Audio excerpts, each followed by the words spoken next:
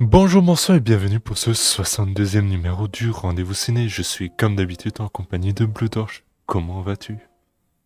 Et salut, ça va un peu malade, mais sinon assez frais pour le tournage. Et toi, comment vas-tu? Bien, ça va. Pour une fois, les microbes m'ont évité. Heureusement. D'ailleurs, je profite de parler de ça tant que c'est l'intro et que personne ne regarde les intros. Putain, on a de la chance d'être les youtubeurs préférés de personne. Putain, t'imagines si on était des gros youtubeurs? On serait dans des scandales sexuels un peu bizarres là. Trop tôt. Trop tôt, trop tôt. Ce mercredi, nous allons vous parler du plus gros scandale sexuel de ces 10 dernières années. Et hop, la transition, elle est aboutie. Professionnelle, enfin presque, d'un film en bois. Et nous vous parlerons dans le ciné-club qui conclut l'émission, d'un film policier. Commençons sans plus tarder par She Said. She Said, film retraçant l'enquête de deux journalistes du New York Times sur les agissements un peu étrange, pas tout à fait légal non plus, de Harvey Weinstein. Pour moi, il faut différencier deux grandes choses dans ce film, le fond et la forme. Le fond évoque des événements horribles sur Weinstein, témoignage après témoignage. On nous dépeint cet homme comme un prédateur au sens animal du terme, et c'est un point de vue assez fascinant. L'histoire est assez prenante. On sent les deux protagonistes prises dans cet engrenage essayant de démêler tous les fils. Cependant, la forme. La forme nous offre une pure souffrance pour les yeux. Ni la photographie ni la mise en scène ne sont intéressantes. Elles ne sont jamais illustratives mais plutôt descriptives. J'ai l'impression de regarder une pièce de théâtre, voire un documentaire, préférant une actrice abusée en faisant un témoignage face caméra plutôt que faire une reconstitution. C'est des manques d'idées assez grossières du film. Symptôme sûrement issu du court laps de temps entre la vraie histoire et la sortie du film, comme pour surfer de façon assez grossière et inélégante sur un mouvement à la mode et nécessaire. Je tiens quand même à préciser ma sympathie pour ce mouvement et essayer de créer un peu d'histoire dans un pays sans histoire. Ce film oscille entre la fiction avec l'histoire, qui malgré tout, ça reste une fiction. Ce ne sont pas les vrais journalistes, ce sont des actrices, et la réalité de la mise en scène, et ce sont les deux pires des deux mondes. Il aurait été peut-être préférable de faire une histoire vraie, les vrais journalistes avec une mise en scène un peu plus fictionnelle, si je peux m'exprimer comme ça. Vous l'avez compris, je ne vous conseille pas ce film, mais Blue Torch, je crois que t'es quand même assez d'accord avec moi. Je suis en effet assez d'accord avec la plupart des choses que tu as dit, hein. Le film est vraiment très chiant, avec un rythme mal géré. Honnêtement, attendez, j'ai un peu augmenté mon son parce qu'on m'entendait pas fort. Honnêtement, je suis vraiment d'accord avec toi. Le film est très chiant, avec un rythme mal géré. Concrètement, on se fait chier dans le film 30 minutes et le film dure quand même 2 heures, hein. Le film, on suit un peu sous un format d'enquête et tout.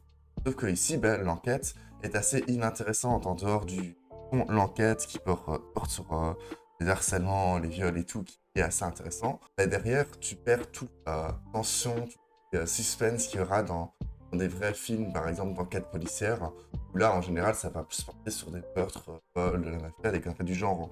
Et si là, t'as un peu passé l'enquête en mode vol de donuts, ça peut tout faire en derrière le film, bah, il n'y a pas grand-chose d'attachant, hein, concrètement. Si on prend par exemple ces personnages, bah, je fous un peu des personnages du film. Il y a certains personnages, on dirait qu'il faut leur faire un peu une histoire intéressante en dehors des personnages qui servent de témoins à l'enquête. Et genre dans les journalistes, il y en a, ils ont un peu d'histoire, un peu de développement, mais c'est rien, quoi. Ça tient sur un paragraphe, leur développement, et vraiment, c'est totalement intéressant. On s'attache à aucun personnage, vraiment, et ils sont Joseph l'un que l'autre, au point où, même au bout de 2 heures de film, je n'arrivais même pas à reconnaître les personnages entre eux. Concrètement, j'arrivais à peine à reconnaître un peu l'enquêtrice principale, quoi. Et les journalistes responsables de... Ah, vraiment, ça, c'est assez raté, hein. Le seul point fort, et ça, c'est un truc où je suis pas d'accord avec toi, c'est que toi, tu as dit que la manière dont c'était décrite, c'était justement juste dit et c'était pas. Il y avait rien de visuel et tout, mais je trouve que moi, ça, c'était un avantage parce que concrètement, c'est pas quelque chose qu'ils peuvent tellement facilement montrer. Ils peuvent le montrer de manière très explicite, pas totalement tout ce qui se passe. C'est pas assez intéressant. Juste, et ils décrivent, c'est vraiment bien dans les détails. Et derrière, il y a des images de décors et tout. Rien de visuel par rapport à ce qui a réellement été. Tout au côté très décrit très, très complet et honnêtement, j'ai trouvé que les descriptions très intéressantes et c'était les seuls moments intéressants du film, les moments où oh ouais, putain, qu'est-ce que tu regardes comme tu regardes. Après voilà, honnêtement, pas du tout le film et je suis totalement d'accord avec toi que le film est pas du tout à recommander, ne regardez pas et voilà. Passons au deuxième film de cette sélection, Pinocchio, nouvelle adaptation du conte de Carlo Collodi par Guillermo del Toro, 2 mois après la nouvelle adaptation de Robert Zemeckis sur Disney+.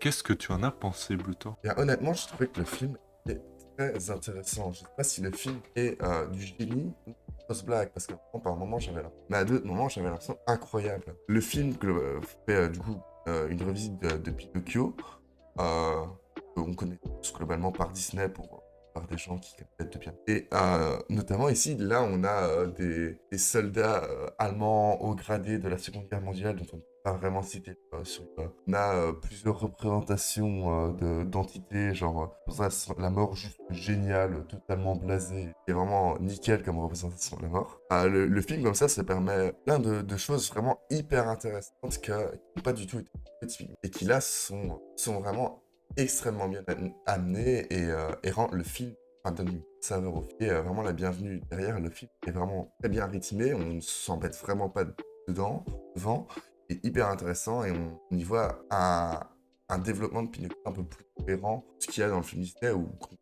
Pinocchio il vit juste ses aventures et il s'en. Et là, Pinocchio, typiquement, il va se faire des amitiés et tout. Vraiment, même un ami qui va garder jusqu'à la toute fin du film, les réellement. Il y a vraiment des vrais développements, ce qui n'est pas le cas dans le film Disney, qui complètement. Pinocchio rencontre des gens, mais les gens, ils les oublient juste après, il y a la scène avec les gens et qui sont plus important. Derrière, le film a quand même quelques défauts, ce qui fait que le film n'est pas exceptionnel non plus. Il a beaucoup de chansons, ce qui est un peu dommage parce que là, on a un film qui est beaucoup sérieux pour enfants. On serait attendu à moins de chansons, comme s'il y en a, c'est assez pertinent et dans un cirque assez normal qui joue.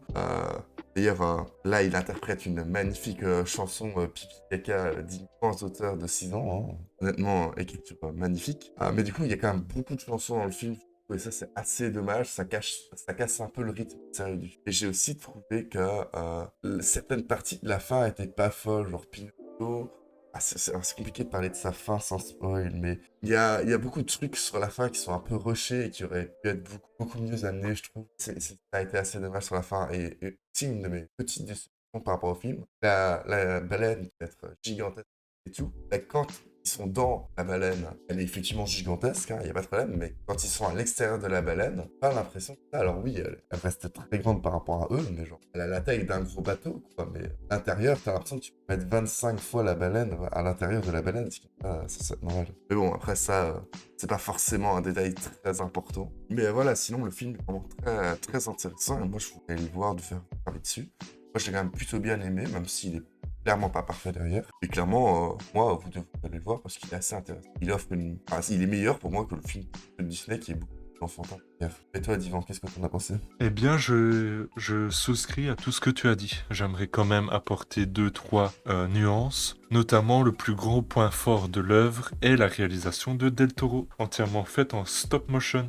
Déjà, le cinéma d'animation est perçu comme une forme moins d'art du cinéma, mais en plus, la stop motion a la particularité d'être vue comme trop complexe, trop chronophage, surtout lorsqu'il est possible de tout faire par ordinateur. Bonjour Disney. Or, c'est justement cette stop motion et ce design qui impressionne et nous plonge dans le cœur de l'histoire et nous fait entrer en empathie avec les personnages. Enfin, pas tout à fait, mais je reviens un peu plus tard. Donc, tous les plans sont magnifiquement mis en image de façon très complexe et nous propose une relecture tout à fait intéressante de l'histoire par rapport à notre monde actuel, avec un homme cupide ou un soldat fasciste belliqueux. L'empathie et l'émotion ne vient pas vraiment pour moi. Je trouve que les scènes se voulant tristes sont attendues et prévisibles, diminuant ainsi la tristesse ressentie au final, et voilà, c'est tout. Ces scènes m'en touchent une sans bouger l'autre. Mais malgré tout, je vous conseille le film car elle est bien meilleure que le film Disney. Terminons avec Seven, sorti en 1996 et réalisé par David Fincher. Le film commence comme un thriller classique, un tueur fauve et méthodique semble vouloir faire une victime après victime pour chaque péché capital. Pour le démasquer et l'arrêter, un duo de policiers digne des plus vieux buddy movies, un vieux policier désabusé et un jeune loup fugueux. Sans les caractéristiques de ces deux inspecteurs, incarnés par Morgan Freeman et Brad Pitt, qui sont tous les deux excellents, et évidemment ce sont Morgan Freeman et Brad Pitt, ont une importance folle. C'est là que Seven commence sa lente séduction, rien ne laisse laisser au hasard, tout se tient au millimètre près, mais le puzzle est constellé de trous et de bosses. Pourtant les cinéastes s'inspirant de Seven tombent toujours à côté dans le plagiat ou dans la pure bêtise. Je peux citer notamment une affaire de détail. C'est sorti l'année passée. Oh, c'était nul. Je crois qu'on l'a même traité. On a failli le traiter. Je ne sais pas. On a failli le traiter, je pense, mais il me semble pas qu'on l'a traité. Ah ben, heureusement, parce que c'était vraiment nul. Mais ce qui sauve le film, je dirais même ce qui le transforme en chef-d'œuvre, c'est la mise en scène de David Fincher qui transcende le travail d'écriture étonnamment complexe et met à profit son inventivité visuelle, multipliant les textures et les cadrages sans que cela ne se prenne jamais dans l'excès. Et au final, la dernière partie du film se transforme après une joute verbale tétanisante, comment je peux formuler ça, une scène de duel dans un désert où tout se joue. Et cette fin se réussit tellement bien à conclure le récit que sans elle, le film n'aurait été pas le chemin en enfer qu'il est. Et grâce aussi à Kevin Spacey, dont l'incarnation brillante de John Doe incarne une dimension encore plus horrifique, encore plus infernale, je dirais même. Mais toi, Blutoche, qu'est-ce que tu en as pensé? Bien, globalement, je suis très d'accord avec toi. Au point où je n'ai même pas grand-chose à rajouter en plus. Le film est vraiment excellent, avec une enquête... Oui, j'arrive. Avec une enquête... oui, avec une enquête très prenante, et avec un climax des plus intéressants et inattendus à la fin. Et honnêtement, si vous ne connaissez pas sa fin, allez voir le film sans vous faire spoil la fin, parce qu'elle vaut vraiment le coup à elle seule. En fait, vraiment, ce film... Et pour moi, la définition de comment est-ce qu'on fait une bonne fin de film. Sa fin, elle est juste parfaite et il n'y a rien à redire. Rien n'aurait pu être mieux fait dans la fin. Et le film, juste par sa fin, est excellent. Il n'y a rien d'autre à dire sur le film derrière. Quand même mettre une petite réserve derrière sur le film fait que, pour moi, pas le meilleur film de tous les temps, malheureusement, j'aurais peut-être plus l'apprécier s'il n'y avait pas eu défaut.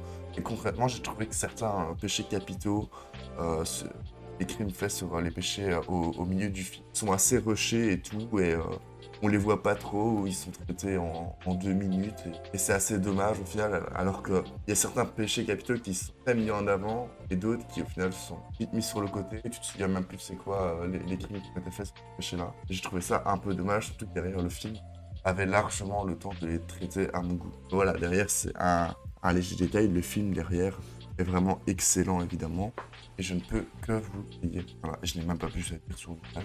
Vraiment, il est parfait. Allez le voir. Tiens, vous remercier de l'avoir suivi. Si vous voulez soutenir la chaîne, vous pouvez vous abonner pour ne rater aucune émission. Partagez nos émissions rigolotes de Presque Qualité pour les faire découvrir à vos amis. Vous pouvez également laisser un petit pouce bleu avec un beau commentaire ou suivre notre compte Twitter @ciné, lien dans la description, où on vous parle de l'actualité du cinéma et de notre petite chaîne YouTube. Merci Blutoche d'avoir participé. De rien, avec plaisir comme toujours. On se retrouve la semaine prochaine. Salut. À plus.